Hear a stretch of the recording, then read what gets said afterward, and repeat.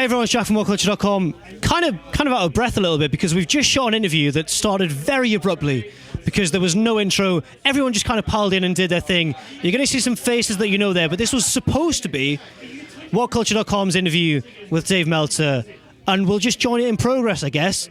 I promise you it's gold. There's some faces in there that you will recognize, but just watch it, relax, try not to get too flustered like I was, and just enjoy. So it's going to work in Japan. Yeah, well, that's the one thing that Terry Funk taught me is like, if you follow Japan, you'll be 10 years in the United States. You know that's why it works in fashion too?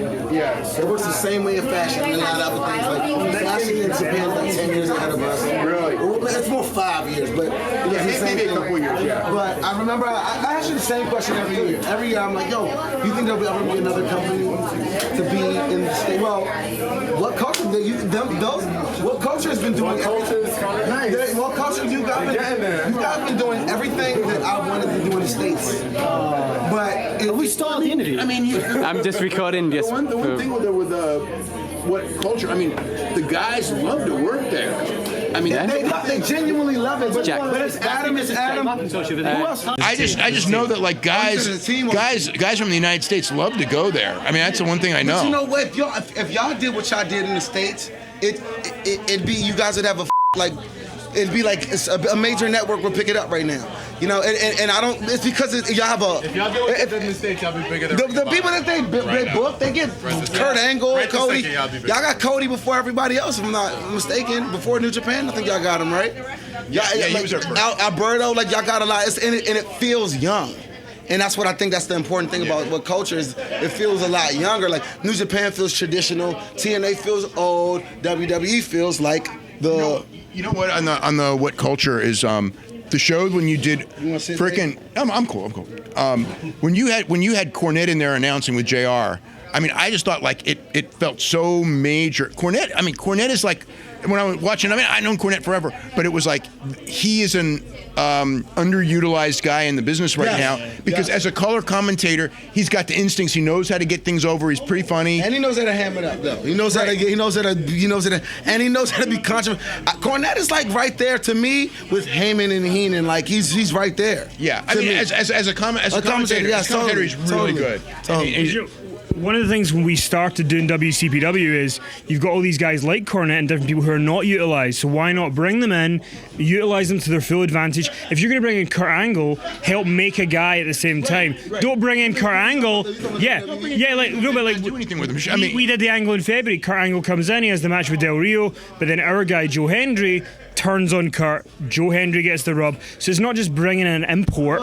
You're making a star of your own off the import. All the time. Like, you know what I'm saying? Like, you guys say that, and I know what Culture was saying that. I was watching Adam booking WrestleMania, the part of him, and he was saying that he'd have Strowman be the young guy that gets put over. And that's a philosophy that I think is interesting, but I think it's too risky to the older people. Like letting a younger guy go over that much. That's a company that's been based on nostalgia since 1984. Yeah, but you don't want to be based on nostalgia. Oh, we don't. But we're not the. Yeah. They're the cutest girl in town. Yeah. They're the cutest girl in school. What's funny is you get companies that bring in these guys and they pay thousands and thousands of dollars, but there's no end game. They just bring them in for a one shot and that's it. There's no end game that you have.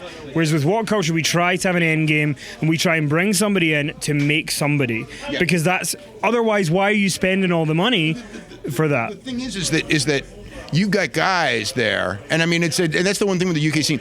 There's guys there, especially in the last couple of years, that can be stars anywhere. I mean, Will Ospreay is so freaking phenomenal, and I don't like him. Yeah. He's beat me up quite a lot. I don't know. Yeah. He's ridiculous, though. No. He's like to me he's a superstar. And he worked the match with Drew Galloway, which is a completely different style of match that he had. I think I just watched that match a couple weeks ago, right?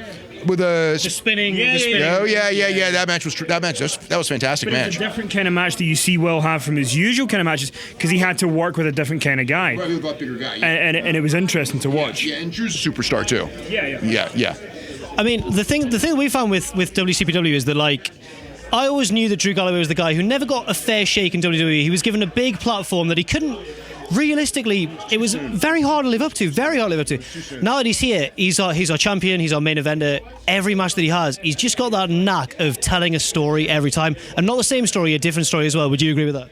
Yeah, I mean, I've become a big fan of his because he's also versatile. He's a big guy who can work with small guys, he can work with big guys, and he can talk. And he's like, so his interview, like if he's in touch with the angle, his interviews are really strong with the angle. You know what I mean? So it's like, yeah, I mean, he like I've always thought like with a UK promotion, he would be the guy I would build around. Right. You know, because he's homegrown, so to speak. He's local, but he's got the he's got the ability to be a worldwide star. Yeah. You know, it's just with the exposure. The only thing is the exposure, and he's got to get a little bit of that.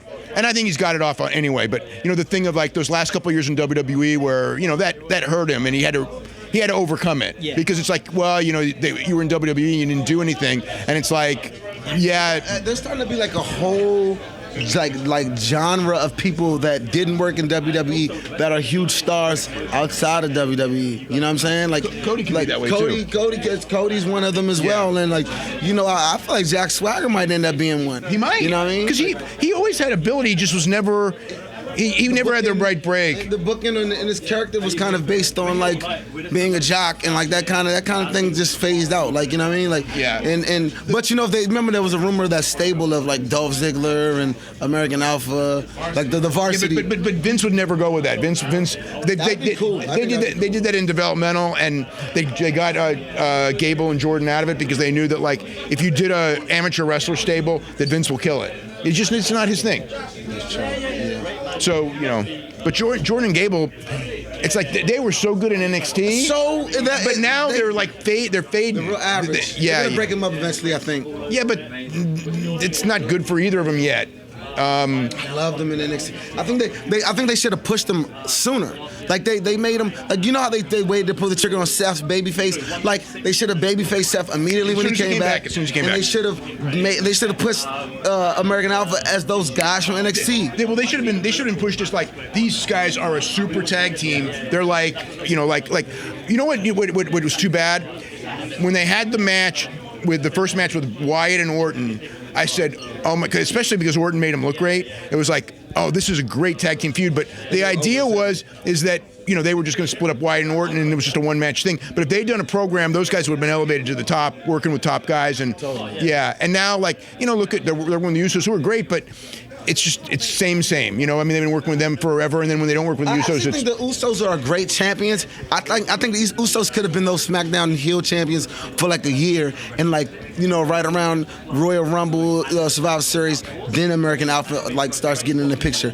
Like I think they're rushing the tag team and they're passing. They don't have any. They only got two teams that are any good because the other teams aren't good or not pushed. I won't say not good. Do you think with Cody Rhodes, somebody we brought over a ton of times and put a belt on him and all that sort of stuff, he's almost set a new standard for when you leave WWE, you can still make it and you can still be successful in different ways if you're smart about it. Is that something that guys need to think about when they leave WWE, that you need to be smart about how you present yourself, what bookings you do take, what bookings you don't take? Yeah, he's handled his career really well. It's funny because he's become a lot bigger star than anyone thought he was going to be. I think a lot of people knew. I think a lot of people knew he was going to be a star, though. Like, because so many people were trying to get him, were rooting for him to get out of that Stardust gimmick. Well, the Stardust gimmick was old. I mean, it was cool at the very beginning, but then, you know, at the end, it was like he had to get out of it, and whatever, they didn't want him out of it. But I think it's a great experience for him anyway, because whether he goes back or whatever, it's like he's gonna go back one day.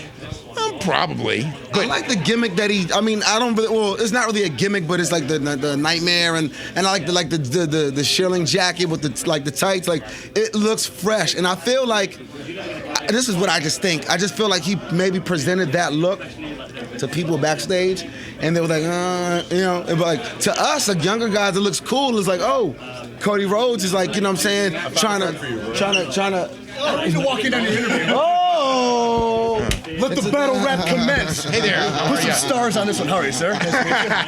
and he goes back to like stars. Round one, who's on? So, yeah, EC3. to gas you, but he said he's gonna come and freestyle that. Oh, you want to freestyle this? We on What I Culture? was actually kind of since I tweeted that, I immediately regret it because I don't want to get destroyed on your property. But it is your home floor, so I don't mind putting you over. So yeah, I can lose to you. That's fine. Okay, well, we here. We got Dave Meltzer here. Can we just... Do you want to... What's your name again, sir? Oh my God! It's Josh the Jock. Juice the Jacker? No.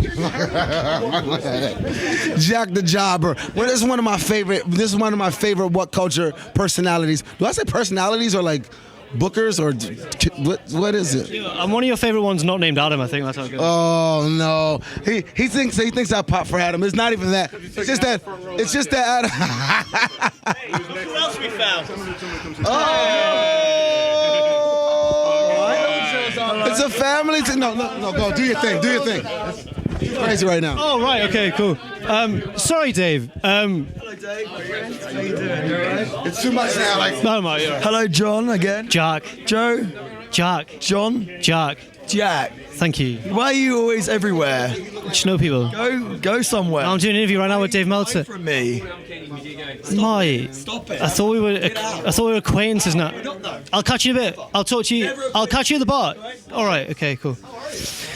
Sorry, Dave. I have one further question, and I believe that Kenny has one further question as well. But my question is, obviously, Wrestling Observer Newsletter. Do you consider yourself still an observer of wrestling now that the Young Bucks have named a move after you?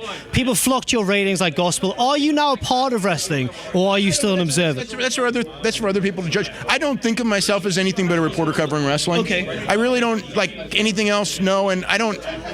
I mean, it's funny about to me, like the star ratings are the least important thing I do. I mean, it's fun, but it's like I'm reporting on real news in wrestling, and it's like, but I mean, it's like if people enjoy it and like it, I mean, it's funny because it's like I feel like I work so hard on the issue every week, and then everyone's like looks at, well, what are the star ratings? And it's like, I mean, that's part of it, but to me, it's a small part of it. Do you find that people take them too seriously for something that's essentially, one person's subjective opinion? Well, you know what? Most people don't, but a few people do. Yeah. Or fighting over a quarter of a star. It's kind of like, hey, there's differences of opinion. And it's like, we all have our opinions of it, and it's a nice guideline, but it's not the gospel or anything like that.